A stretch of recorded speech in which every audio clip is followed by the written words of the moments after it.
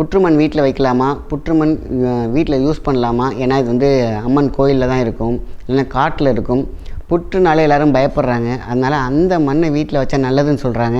சில பேர் வந்து பார்த்திங்கன்னா வைக்கக்கூடாதுன்னு சொல்கிறாங்க அப்படின்னு சொல்கிறாங்க. அப்படி கிடையாது, வீட்டில் தாராளமாக வைக்கலாம். ஸ்கின் டிசீஸ் மட்டும் கிடையாது. எப்போல்லாம் நான் ஞாயிற்றுக்கிழமெல்லாம் பார்த்திங்கனாக்கா அந்த காலத்துலலாம் சேற்றுக்குளியல் சொல்லுவாங்க. புற்று மண்ணை தூக்கி எல்லாருமே ஒரு தொட்டி மாதிரி செஞ்சு ஒரு தண்ணி வச்சு அதில் வந்து ஃபுல்லாக கழுத்து கீழே எல்லாருமே உட்காந்துருப்பாங்க. அதுக்கப்புறம் வந்து ஒரு 1 hour கழித்து வெளில வருவாங்க. எப்பேற்பட்ட நோயாக இருந்தாலும் தீர்க்கக்கூடிய வல்லதாக இருந்திருக்கு. இன்றைக்கி எவ்வளோ பேர் இன்றைக்கி ஆராய்ச்சி பண்ணிகிட்ருக்காங்க. அந்த புற்று மண்ணில் இல்லாத போஷாக்கும் கிடையாது, இல்லாத அவ்வளோ நல்ல விஷயம் இருக்குது. ஸோ ஒரு வீடு கிளாரிட்டியாக இருக்குன்னு கேட்டிங்கன்னா புற்றுமண் அவசியம் வைக்கலாம்.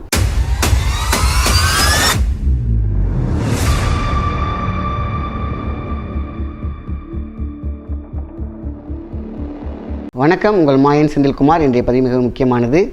வீட்டில் புற்றுமண் வைக்கலாமா? நிறைய பேர் கேட்டிருக்கீங்க. புற்றுமண் வீட்டில் வைக்கலாமா, புற்றுமண் வீட்டில் யூஸ் பண்ணலாமா? ஏன்னா இது வந்து அம்மன் கோயிலில் தான் இருக்கும், இல்லைன்னா காட்டில் இருக்கும். புற்றுனாலே எல்லோரும் பயப்படுறாங்க. அதனால் அந்த மண்ணை வீட்டில் வச்சா நல்லதுன்னு சொல்கிறாங்க. சில பேர் வந்து பார்த்திங்கன்னா வைக்கக்கூடாதுன்னு சொல்கிறாங்க அப்படின்னு சொல்கிறாங்க. அப்படி கிடையாது, வீட்டில் தாராளமாக வைக்கலாம். ஏன்னு கேட்டிங்கன்னா புற்றுமண்ங்கிறது வந்து பார்த்திங்கனாக்கா பற்று மண். இந்த பற்று அப்படிங்கிறது கேட்டிங்கனாலே பார்த்திங்கனாக்கா என்ன சொல்லுவாங்க, உள்ளே வரதுக்குன்னு அர்த்தம். பற்றி கொள்ளுதல் அப்படிங்கிறது நம்ம உடலோடு ஆன்மாவோடு ஆறாவோடு பற்றி கொள்ளுதல். அதனால தான் பார்த்திங்கன்னா புற்றுமண் சிகிச்சையே அந்த காலத்தில் இருந்திருக்கு. இப்போ வரைக்கும் புற்றுமண் சிகிச்சை வந்து தீர்க்காத நோயே கிடையாது. ஏன்னா புற்றுமண் எதுன்னு கேட்டிங்கன்னா கரையானுடைய சலைவாலேருந்து செய்யக்கூடிய மிகப்பெரிய மருத்துவம். இன்றைக்கி ரிசர்ச் பண்ண விஷயத்தில் எவ்வளோ பெரிய கொடிய நோயாக இருந்தாலும் தீர்க்கக்கூடிய விஷயம்னு கேட்டிங்கன்னா புற்றுமண். ஸோ அதனால தான் புற்றுமண் குளியல், புற்றுமண்ணில் இருக்கக்கூடிய அரசாணம் சொல்லுவாங்க. அரசாணம் அப்படிங்கிறது பார்த்திங்கன்னா மிகப்பெரிய ஒரு அரச அவையில் ஒரு ராஜா உட்காந்துருக்கக்கூடிய சேருக்கு அடியில் புற்றுமண் வச்சுருப்பாங்களாம். எப்படி உருண்டையாக்கி அதில் உருவேற்றி உயிரேற்றி வைத்திருப்பாங்களாம்.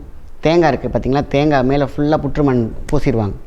ஒரு தேங்காவை எடுத்துகிட்டு வந்து அந்த தேங்காவை வந்து வச்சு எப்படி ஒரு பானையை முழுகுவாங்களோ அதேமாரி புற்றுமண் வச்சு மேலே சாத்தி அதில் வந்து பார்த்திங்கன்னா ஏலக்காய், ஜாதிக்காய் எல்லாத்தையும் பவுட்ரு ஆக்கிடுவாங்க. ஜாதிக்காய், ஏலக்காய் பவுட்ரு ஆக்கி அந்த மண்ணோடு கலந்து அதை பச்சை கற்பூரம் சேர்த்து என்ன பண்ணுவாங்கன்னா அவங்களுக்கு அப்படியே முழுகிடுவாங்க. பார்க்கறதுக்கு இவ்வளோ பெரிய உருண்டையாக இருக்கும். ஒரு அரசனுக்கு அரசாளக்கூடிய சக்திகள் அனைத்தும் கிடைக்கும் அப்படிங்கிறது தான் ஐதீகம். பொன் பொருள் சேர்க்கை இது எல்லாமே வந்து பார்த்திங்கனாக்கா அந்த எங்கே புற்றுமண் இருக்கிறதோ அங்கே இருக்கும். ஸோ அப்போ சக்தியின் இருப்பிடமாக புற்றுமண் சொல்கிறாங்க. அதனால தான் இந்த புற்றுக்கு அவ்வளோ பெரிய ஒரு மகத்துவ ரகசியம் இருக்கிறது. அதனால தான் தாராளமாக வீட்டில் வைக்கலாம். புற்றுமண்ணிக்கு வந்து பார்த்திங்கனாக்கா புற்று மண்ணாகவே கிடைக்கிது. இப்போ நீங்கள் இதை எப்படி வைக்கலான்னு கேட்டிங்கனாக்கா ஒரு பவுனில் சும்மாவே போட்டு அது மேலே ஒரு லெமன் போட்டு வச்சாலும் ஓகே தான். இல்லைனாக்கா அதை பன்னீரில் மிக்ஸ் பண்ணி ஏலக்காய் பவுடர், ஜாதிக்காய் பவுடர், பச்சை கற்பூரம் 3மே சேர்த்து அந்த காலத்தில் இருக்கிற முறைப்படியே நம்ம என்ன பண்ணுறோம், புற்றுமண்ணோட மிக்ஸ் பண்ணி அதை பார்த்திங்கன்னா இப்போ வந்து உங்களுக்கு சேரு ஒரு பானை ஒரு கிளே மாதிரி வந்துடும். நீங்கள் தண்ணி கொஞ்சம் கொஞ்சமாக ஊற்றணும். ரொம்ப கொலன்னு ஊற்றுனீங்கன்னா சேரு மாதிரி ஆகிடும். ஸோ அந்த மண்ணை வந்து பார்த்திங்கன்னா ஒரு உருண்டை ஆக்கக்கூடிய இல்லைன்னா ஒரு பேஸ்ட் மாதிரி ஆக்கக்கூடிய பதத்தில் பிணைஞ்சிக்கிட்டு நம்ம என்ன பண்ணுறோம், அந்த தேங்காய் இருக்குது பார்த்திங்களா, தேங்காய் நல்ல ஒரு நெத்து தேங்காவை எடுத்துக்கிட்டு குடுமிலாம் எடுத்துகிட்டு தேங்காய் மேலே அப்படியே பவுல் மாதிரி பண்ணி நீங்கள் அதை வீட்டில் வச்சா நல்லது. ஏன்னா தேங்காய் என்பது அண்டத்தில் இருக்கக்கூடிய சக்தி எப்பொழுதுமே பிண்டத்தில் இருக்கும்னு சொல்லுவாங்க. ஸோ அதேமாரி தான் பிண்டமாக்கப்பட்ட இந்த புற்றுமண் மிகவும் சிறந்தது, சிறப்பானது. ஸோ நீங்கள் வந்து உங்களுக்கு எங்கெங்கெல்லாம் உங்களுக்கு சில பேர் ஸ்கின் டிசீஸ் இருக்கும், அந்த ஸ்கின் டிசீஸ்லாம் அந்த புற்றுமண் மேலே போட்டு மேலே ஒரு மருந்து மாரி போட்டுகிட்டே வாங்க, அது சீக்கிரமாகவே க்யூர் ஆகிடும். ஸோ ஸ்கின் டிசீஸ் மட்டும் கிடையாது. எப்போல்லாம் நான் ஞாயிற்றுக்கிழமெல்லாம் பார்த்தீங்கன்னாக்கா அந்த காலத்துலலாம் சேற்றுக்குளியல் சொல்லுவாங்க. புற்றுமண்ணை தூக்கி எல்லாருமே ஒரு தொட்டி மாதிரி செஞ்சு ஒரு தண்ணி வச்சு அதில் வந்து ஃபுல்லாக கழுத்து கீழே எல்லாருமே உட்காந்துருப்பாங்க. அதுக்கப்புறம் வந்து ஒரு 1 hour கழித்து வெளில வருவாங்க. எப்பேற்பட்ட நோயாக இருந்தாலும் தீர்க்கக்கூடிய வல்லதாக இருந்திருக்கு. அதேமாரி தான் ஒருத்தவங்க வீட்டில் பணம் சேர்க்கை இல்லையா, மனம் சேர்க்கை இல்லையா, இல்லை குணம் சேர்க்கை இல்லையா. குணம் சேர்க்கை இல்லைன்னு கேட்டிங்கன்னா ஹஸ்பண்ட் ஒய்ஃப்களோட பிரச்சனைகள், இல்லை குழந்தைகள் கூட ஒரு பிரச்சனைகள், ஏதோ ஒரு பிரச்சனை வீட்டில் இருக்குது பார்த்திங்களா. இதெல்லாம் வந்து பார்த்திங்கனாக்கா அந்த ஒன்று சேர்க்கக்கூடிய ஒரு சக்தி இந்த புற்றுமண்ணுக்கு உண்டு. ஸோ அதனால தான் எல்லா வகையான ஈர்ப்பு சக்திகளையும் கொண்டது இந்த புற்றுமண். அதனால் தாராளமாக வீட்டில் வைக்கலாம். எனக்கு இதெல்லாம் செய்ய நேரம் இல்லை, நம்ம ஒரு மண்ணாக வாங்கி வச்சுக்கிறேன்னா ஓகே. நீங்கள் நாட்டு மருந்து கடையில் போய் புற்றுமண் வேணும்னு கேட்டிங்கனாக்கா தருவாங்க. அதை வாங்கிட்டு வந்து நீங்கள் ஒரு சந்தன கிண்ணம் மாரி ஒரு கிண்ணத்தில் அந்த புற்றுமண்ணை சும்மாவே போட்டு மேலே ஒரு லெமன் வச்சாலே போதுமான விஷயந்தான்.